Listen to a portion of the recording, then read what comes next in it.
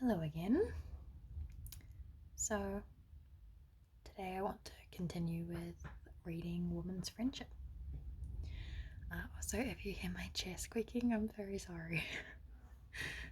There's not much that I can do about it at this point, but there it goes. And the other thing is that my nail polish is like coming off, but I don't care. So, hopefully, you have your eyes closed and you're falling asleep.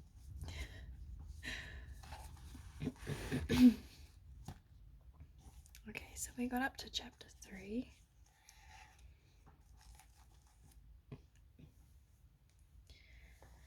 Right. Chapter 3. Effects of Fashionable Training. The story opens. Among the many visitors to the mild and beautiful seaport of Torquay was the family of Lord Melford, a nobleman with whom Mr. Leslie, during his casual visits to the metropolis, had become acquainted, from having done some essential service in the way of business. The climate of Devonshire having been recommended for the health of one of his daughters, 2 successive winters found the family comfortably domiciled in a noble residence near the town, acknowledged to be second only to Tor Abbey in importance, both for interior arrangements and exterior beauty, its picturesque localities possessing all the varied charms of hill and dale, wood and water, peculiar to Devonshire. Lady Melford and her daughters made it a point to return Mr. Leslie's services by attentions to that gentleman's family. Florence was not a being to be passed unnoticed. Her animation, her grace, her cultivated mind and intuitive refinement were acknowledged even by those accustomed to the most fashionable society, and consequently she was invited to St. John's, made much of by the Mrs. Melford, dignified by the title of the Honourable Emily Melford's intimate friend, caressed by the Viscountess herself, and though not yet out, admitted to all their domestic festivities. Still Florence retained her independent spirit, her love of her own more humble home, untinged by a wish to exchange her unpretending sphere for that of her noble friends. Notwithstanding that she became an object of envy to many a young lady in the vicinity, who thought her pretensions to the notice of Lady Melford were quite as good as Miss Leslie's, not one in the whole neighbourhood could be found to say that this distinction had changed one tittle of her character. She was heard to declare that it was worth while to mix with grandeur and be petted by strangers a little while, as it only made her feel how much dearer was her home, how much more precious the love of its inmates than they had ever seemed before. Though the refinement of high rank and well-cultivated minds, mingled with lighter accomplishments, rendered the Honourable Mrs. Melford far more congenial companions to our young heroine than any she had yet met with, there was still something wanting. The mystery of sympathy, that curious power which links us with kindred minds, which bids us feel, long before the lights and shadows of character can be distinguished, that we have met with the rich blessing of a heart which can understand us, and on which our own may lean. A fashionable education, and, in the 2 elder, the gaieties of 4 or 5 London seasons, had been productive of their natural consequences, coldness and heartlessness, which could not assimilate with the ardent temperature of Florence. I just wanted to say that watching Bridgerton means that you can kind of understand some of this a bit more. Like the London seasons, she's been out for 4 or 5 seasons, and being out as in being in society. Where did I get up to? She knew not their extent, for they were always kind to her, and she did not feel any restraint before them, but she intuitively felt that all her high aspirations, her exalted feelings had better not be spoken, for they would not be understood. Even Emily Melford, though but just 18, had not passed through the ordeal of fashionable training entirely unscathed.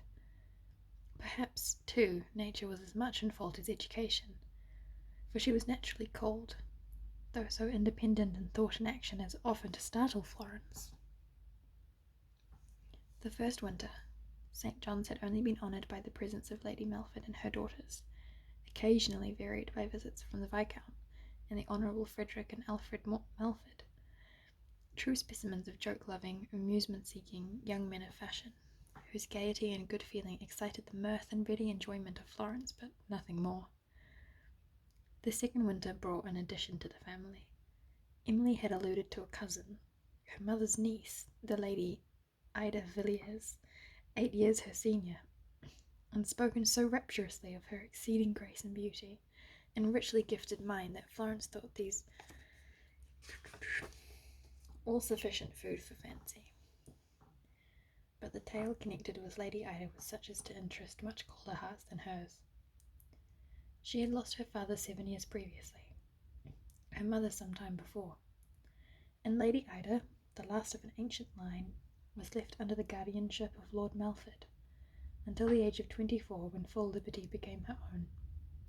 The title of her father, the ancient earldom of Edgemere, had indeed gone to a distant branch, but his possessions, with little diminution,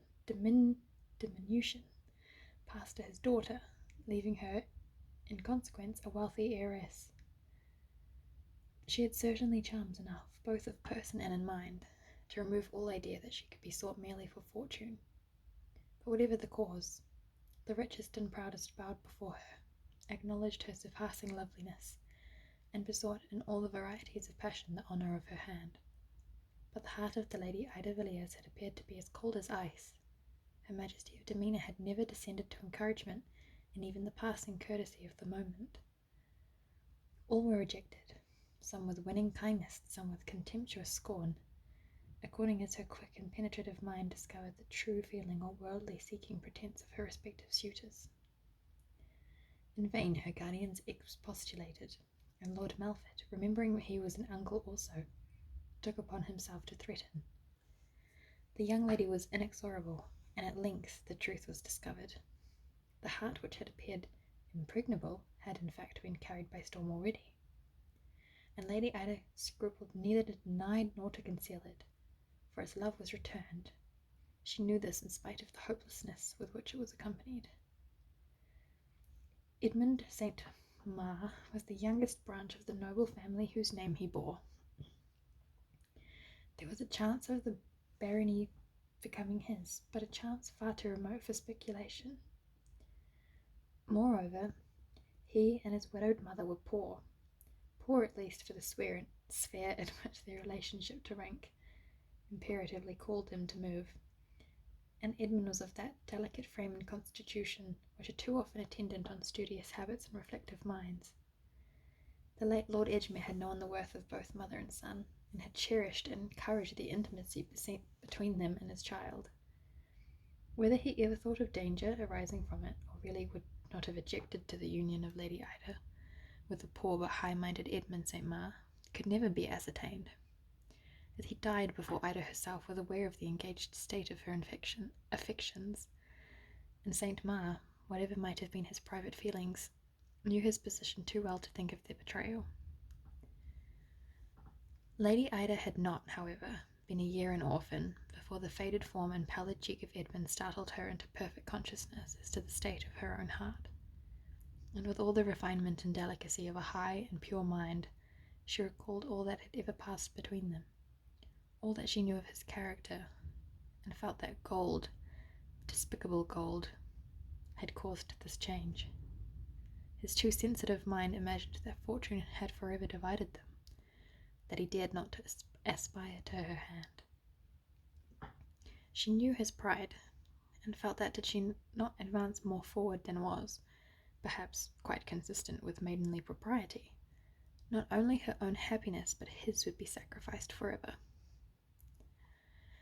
Her first measures were sufficiently unsuccessful to rob her own cheek of its glow, her own form of its roundness. The more kind, the more gracious her manner, nay, the more she thought to draw him to her side, the more he shunned her. But how did she ever discover his sentiments, how ever conquer his pride? Was Florence Leslie's ardent exclamation. aware of the sequel yet not imagining how these difficulties could be overcome. And Emily Melford, as eager to speak as her companion to listen, continued. Simply because he chanced to have a mother in whom he could confide a tale of love. It was easy for Lady Helen to penetrate Ida's secret, and the betrayal of Edmund's sentiments of course followed. Once assured that she was beloved, neither her own maiden modesty nor natural pride could be in aught impugned. All reserve was at an end. They understood each other, and never were three happier persons, I believe, than Ida and Edmund, and not least Lady Helen. She must have been happy, for it was greatly her doing, observed Florence. But why are they not married yet? Why only engaged? For a very weighty reason. Ida had to bear the brunt of all sorts of persecution. My honourable family at their head. Everyone who could claim the most distant relationship chose to declare she should not so throw herself away, that it was worse than folly. She was wedding herself not alone with poverty, but with death, for everyone must see Edmund St. Maur had not 5 years more to live. How cruel! Indignantly exclaimed Florence. Cruel, in truth. Not content with this, invectives nearly approaching to insult were thrown at her by all, not excepting my own family. Not Lady Melford? Impossible. No, not Mamma. She had rather more regard for her sister's daughter, though she had disapproved of the match quite as much as others. If the good folks had ever misunderstood my cousin before, it was impossible to misunderstand her then. She bore the storm firmly, and in appearance unconcernedly. Papa once went the length of saying he would prohibit the marriage. She told him very calmly that she understood his legal authority ended when she was 24. She did not intend to marry till then. When the important day arrived in becoming her own mistress, there seemed no further obstacle to her happiness.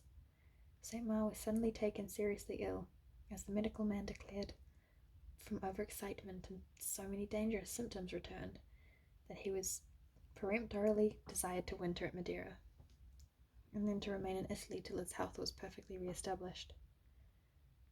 They assured Lady Helen and my cousin that if he did this, no danger would ever need be apprehended.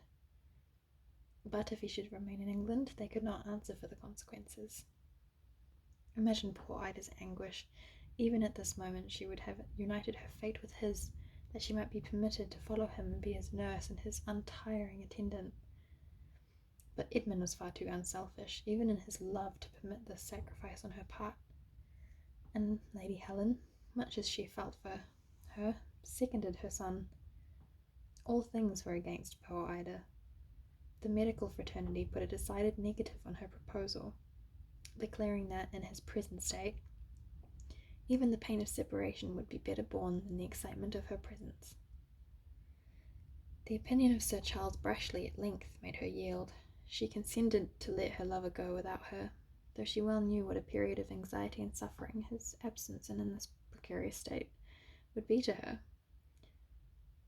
I never saw her so wholly and utterly overcome as she was the first week after his departure. She struggled against it till she was thrown on a bed of sickness, and I am certain she will neither look nor feel like herself till she shall rejoin him. And when will that be? Inquired Florence, her eyes swelling with tears. How long have they been parted? Nearly 18 months, and it has been a period of intense anxiety to Ida. The accounts have become more and more favourable, but of course poor Ida cannot feel happy or secure till she is by his side. Papa is so angry at her resistance to his authority that he will not allow us to go to Italy, as we all wish to do. He fancies separation will do the work for him, and that they will forget each other. However, next spring or autumn, Lord Edgemere's family go to Rome, and Ida goes with them. Oh, what a blessed time to look forward to, exclaimed Florence, who added, but you say she has even encountered persecution from your own family. Surely your sisters must have seen her friends? Surely not, my very simple girl. Been her friends. Surely not, my very simple girl. Ouch. Georgiana imagined herself one of the greatest wits and scholars of the day, and that Ida, without the least effort, should surpass her, and fascinate not only the butterflies but every man of genius and letters who approached her, was somewhat too mortifying to be borne meekly. No woman ever yet quietly surrendered the reputation of superior talents to another woman, and certainly not to a younger. Then Sophia once dreamed she was a beauty, and though 3 successive crowded seasons passed, and no reward of that beauty made its appearance in anything like an offer of marriage, she chose to imagine Ida's faultless face and form a decided affront to her, and so disliked her accordingly. "How can you speak so of your sisters?" inquired Florence, half laughingly, half reproachfully. "How can I? Very easily, for I hate little-mindedness. My dear Florence, London is very different from the country. Sisters so often become rivals. There is so little time in the world of gaiety for words and acts of mutual kindness that we should laugh at the idea of imagining them better than other people." "Save me from London, then," ejaculated Florence, so heartily that her companion was yet more amused. But Florence continued, "How comes it, Emily, that you can afford to speak so enthusiastically of Lady Ida?" "Simply, first, because I know I am no beauty. Secondly, it is too much trouble to attempt rivaling her in talent or in wit. And thirdly, she is 8 years older than I am, and before I make my debut, she will have passed all ordeal by taking unto herself a partner, for better or for worse, and so she cannot be my rival. So do not give me credit for any seeming amiability, for if I were a belle, and I would be a blue one, I should be just as envious as the others."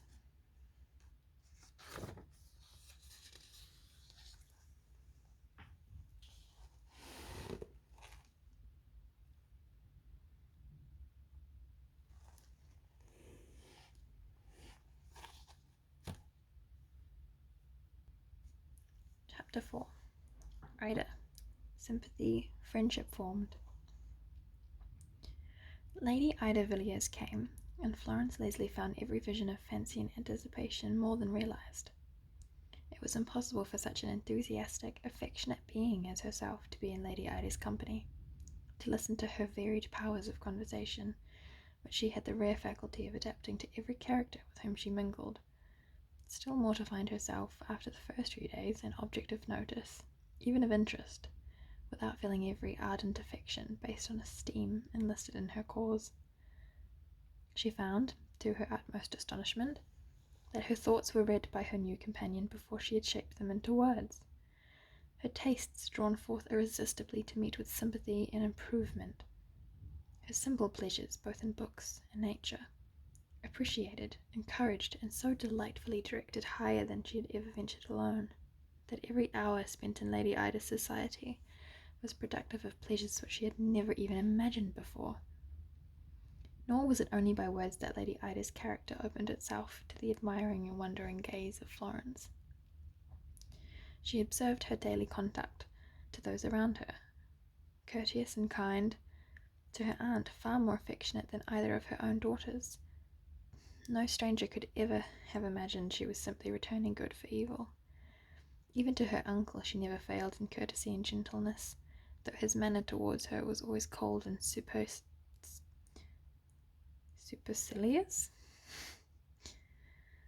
The trials of her own heart, her own anxieties, never passed her lips, but the paleness of her beautiful cheek, the occasional dimness of the large, soft, hazel eye, the fragility of her finely proportioned form, were only too painful evidences of all which in secret she endured.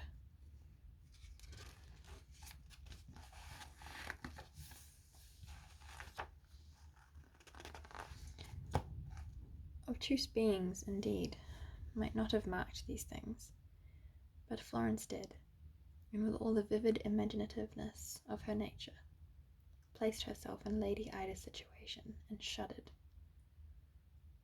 Faithful love and mutual devotion were subjects absolutely hallowed to her fancy, and so strong was this feeling that her own heart beat thick and painfully on those days when letters could be received from Italy, and her quick eye, awakened by affection, could read the rapidly increasing paleness of Lady Ida's cheek, the trembling of the hand rendering every effort to continue drawing, writing, or work impossible, though all the while her conversation upon different subjects would continue without hesitation or pause. Once she had been present when one of those precious letters was unexpectedly brought to her friend, and Lady Ida, it seemed unexpectedly, had forgotten anyone was near, for the thrilling cry of transport with which she seized the papers, the passionate kisses she pressed on the senseless letters which composed his name, the burst of fervent thankfulness which escaped her lips, betrayed how strong must be the control which she exercised when receiving similar treasures in presence of her family. Sorry, you can hear the wind. It's very stormy. That's the wind. Some dispositions would have triumphed in witnessing this absence of restraint, would have hugged themselves up in the belief that they were more in her confidence than others. Not so Florence Leslie. She glided from the apartment as silently, as fleetly, as if she fancied herself guilty in tarrying one moment to witness emotion so sacred and so blessed. Now it has so happened that Lady Ida was aware of her young companion's presence when the packet was received, but not till the delight of its perusal was in part subsided had she leisure to remark that Florence had disappeared, bearing the drawing on which she had been engaged along with her. The action struck her, and heightened the interest that from the first the simple country girl had excited, nor was the feeling decreased by the glistening eye and timid accents with which, when they met again, and, as it chanced, alone, Florence ventured to ask, if the news from Italy were favourable, if Mr. St. Maur were as well as by the last accounts? The pressure of the hand which accompanied the rapid answer, better, my dear girl, better than he has been yet, and for a much longer interval, at once told her that Lady Ida accepted her sympathy. No persuasion, no authority could prevail on Lady Ida to join Lady Melford and her daughters in their visitings, balls, concerts, and other Christmas amusements, with which they sought to while away their sojourn in the country. Georgiana and Sophia called her proud and overbearing, and said that the poor simple folks of Torquay were not good enough to associate with one so fastidious. Even Lady Melford represented that her reserve might create unpleasant feelings which would be better avoided. Tell them the truth, my dear aunt, was her half-laughing, though earnest reply.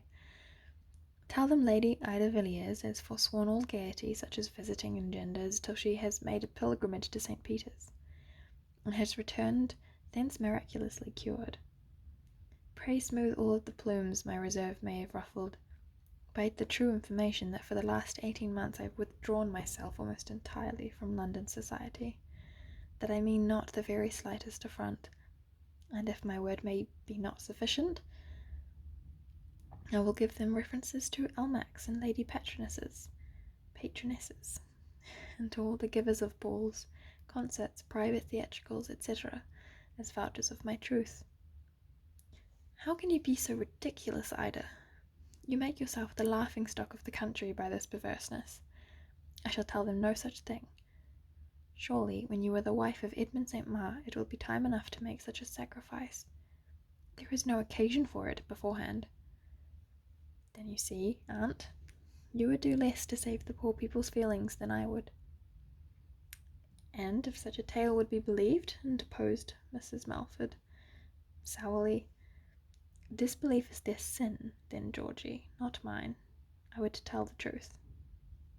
But laugh off such attacks as she might, she was not to be persuaded, and much to the marvel of her cousins, the greater part of the gentry continued to give her the meed of admiration still. Lady Idavilliers might and did refuse to enter into evening gaieties, but their residence in Torquay presented her with one rich source of gratification, which drew her from herself almost unconsciously. Nature.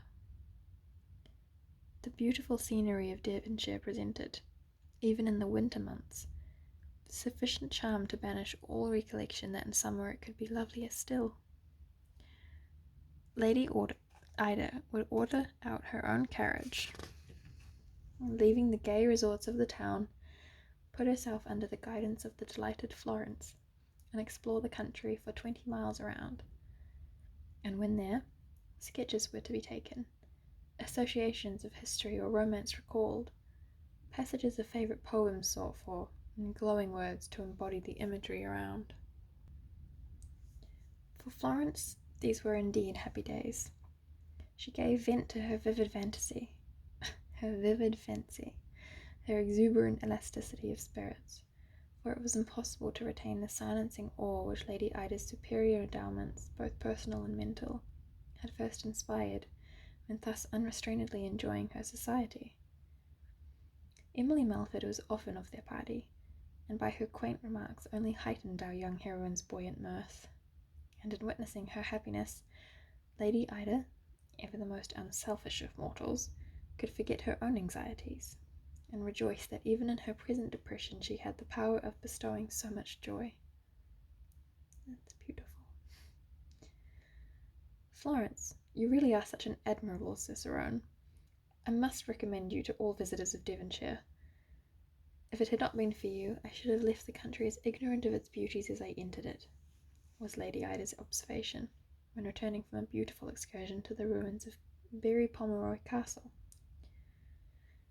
Their road was winding close by the banks of the Tyne, seeming to be divided from the river only by the high, luxuriant trees, which, growing on either side so closely, the carriage would have been in some danger had it encountered any other vehicle. There were innumerable evergreen shrubs, and the clear tracery of every minute branch and twig of the trees against the light blue sky produced as beautiful an effect as the darker and richer shades of summer. The sun, too, was setting with that gorgeousness peculiar to Devonshire, even in the winter months, and the river reflected every shade with a fidelity as lovely as it was striking. You certainly ought to give some weighty proof of gratitude, Ida, for either Florence or Devonshire has made you a different being. You are more like yourself than I ever see you in London, rejoined Emily. Poor London! For what sins has it not to be answerable in your estimation, Emily? I wish you would be candid for once. You abuse London, because, you say, the people are so cold and artificial, and for a multitude of causes which I cannot divine. Will you tell me, are your country visitors more to your taste? No, they are as much too simple as Londoners are too artificial, but at least you can escape from their influence better here than in London. Then you would like to live in Anchorite in the driveway? What did I just say? You would like to live in Anchorite in the country? Not for the world. I like society, bad as it is, too well. Then pray do not abuse it. You know I often tell you, Emily, it is your own natural coldness which reflects itself upon everybody. Thanks for the compliment, most noble cousin. It is no compliment, Emily, but sad sober truth. I cannot bear such sentiments in one so young. For what injustice or evil can you have witnessed? None in the world. Only as we believe in original sin, there must be some contradiction to our faith in human virtue. Now, as I mean to be consistent, I uphold that evil is more prevalent than good, and to descend from such grave subjects that we meet disagreeable people more often than agreeable ones. Perhaps so, but there is good in the world, dark as it is, great good, and the sublimest virtue. I believe there may be almost perfect characters, even on earth. Edmund St. Maur, for instance, interrupted Emily Melford mischievously. No, Emily, replied Lady Ida gravely. If I had made him an idol of perfection, I should stand but little chance of lasting happiness, for I should be liable to have my bright picture tarnished by all the unforeseen chances and changes of life. I esteem him, or I would not wed him, but I know his failings, as I trust he does mine. He is not old enough for the perfection to which I allude. He has had the trial neither of adversity nor of prosperity, I mean in the extreme. His mother comes far nearer my standard of perfection in human character than my Edmund. Eloquently answered, at least, cousin mine. I may believe you, or not, as I please. Florence, what are you thinking about? Ida is no oracle that you should so devour her words. My wisdom is quite as good. I do not think so, Emily. For my feelings side with her view of the question. But I wish you would tell me, Lady Ida, all you find to like in London. All, Florence? What a question!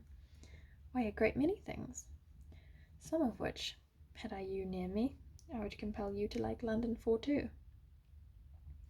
Its magazines of art, its galleries of painting and sculpture, its varied avenues to the indulgence of every taste, and music from the solemn strains of our sublime Handel to the lightest melody of the Italians. Then there are all the literati of the land. We may gather around us the poet, the philosopher, the novelist, and mark if their characters accord with their writings, and love or shun them accordingly. Oh, there are many things to make a residence in London delightful for a while, though I acknowledge with you I should wish my home to be an old baronial hall of dear old England. But these things, Lady Ida, are only for the noble and rich. Now, in Rome, Naples, Florence, such treasures of art and science are open to every rank and every fortune, and there too with the most lovely country that I can dwell on or mind delight in. So it seems from a distance, my dear girl. When I return from my pilgrimage to Italy, I will give you truer impressions. Will you trust me? And meanwhile, rest content in old England? Yes, if you will tell me. If I will? What do you mean? The eyes of Florence slowly filled with tears, and she turned hastily to the window, exclaiming at the same instant that they were home.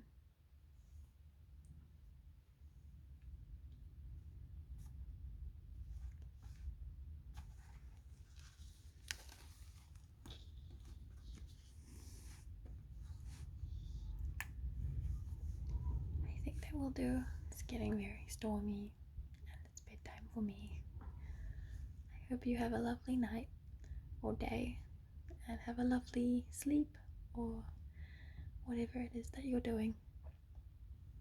I'll see you for chapter 5 very soon, hopefully. Bye bye.